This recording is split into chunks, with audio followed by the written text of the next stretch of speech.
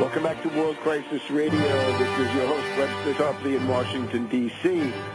And as usual, I want to call your attention to my current books. That is to say, Obama, the Postmodern Coup, The Making of a Manchurian Candidate, and Barack H. Obama, The Unauthorized Biography. These available at Amazon.com.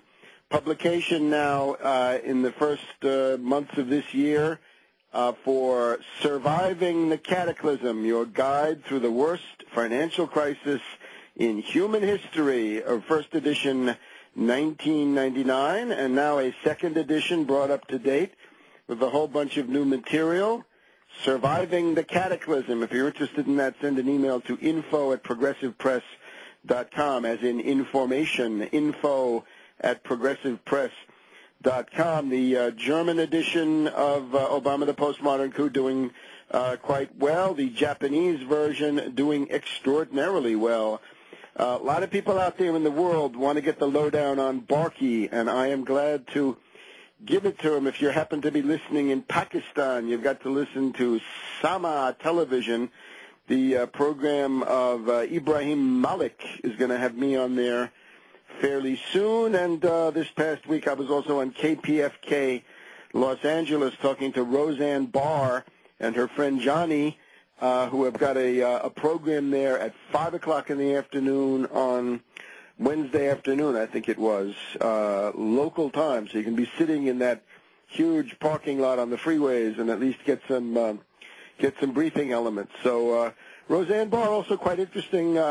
Obviously hates Bush, quite understandable, and very, very mistrustful of Obama. And I think that's a healthy combination to begin with. What you can't get away with is the hate Bush so much that you're blinded and gaga for Barkey. Gaga for Barkey is not viable, and we're going to see why here. We've also got the Davos meeting of the Masters of Human Destiny. The finance oligarchs of the world, as usual, are meeting on the Magic Mountain, auf dem Zauberberg, as Thomas Mann had it in his interesting pre-World War I novel. Hans Kastorp is now the director of the Deutsche Bank, and they're all bankrupt, of course. So this entire group of bankrupt finance oligarchs, the derivatives peddlers sitting on top of this castle of 1.5 quadrillion of derivatives, are now up there in Davos having their confab, and we talked about who's not going and who's going. Jamie Dimon is there of Citibank. Yeah, I wonder whether he flew his corporate jet. Jamie Dimon, somebody who ought to be up the river in Ossining or Leavenworth or someplace like this. But right now he's cavorting in Davos, and he says that the cocktail parties are just part of human nature. Valerie Jarrett, of course, representing the United States. Do you feel well represented by Valerie Jarrett, the Lady Rezko, the expert in graft, corruption, and skimming money out of the Chicago city budget the way old Tony Rezko did? Because whatever Rezko did, I guarantee you Valerie Jarrett did it, and she's now a highly respected advisor to Barkey in the White House. So we've got all these things going on. Now, we want to talk about the stimulus, but first let's remind ourselves, what is Obama's method? How is Obama different from Bush? Remember, Bush is an open reactionary, he's an in-your-face imperialist, and he's an aggressor, and he wants to talk tough like an aggressor, right? His slogans were things like, bring it on, wanted dead or alive, right? All this idiotic rhetoric, of course, Bin Laden, Al-Qaeda, the war on terror, all these mythological references. It is true, of course, that Bush's blatant brutality and vulgarity and cynicism were all right out in the open for everybody to see. This is why, ultimately, he was not able to get very far in a lot of his efforts, and has left his political following in such disarray. Now, Obama is the opposite. Obama is slippery, shifty, slimy. With Obama, everything is based on deception, trickery, dissembling. The goal is to dupe the public. It is to gull you while you're being flayed alive. Just a couple of examples. Obama's gestures, where what we've got is a series of, I can call it the Obama two-step. He feints to the left and makes a massive move towards either military aggression and genocide or the fascist corporate state at home. Best example, Guantanamo Bay. Okay, the Guantanamo Bay concentration camp.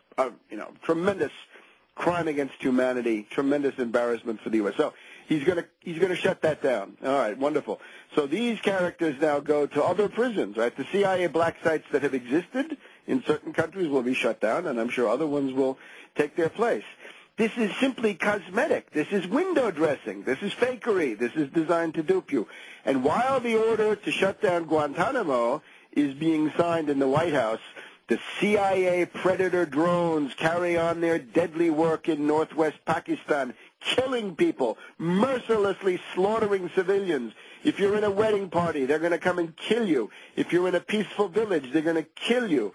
Shepherds out in the open, kids sitting in an apple tree. Along comes the CIA Predator drone, and it's kill, kill, kill. Barkey didn't hit the ground running. Barkey hit the ground killing when it came to his first week in office.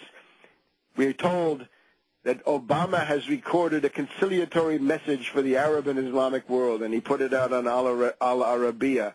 Hey, wait a minute. The first message was not delivered by Al Arabiya.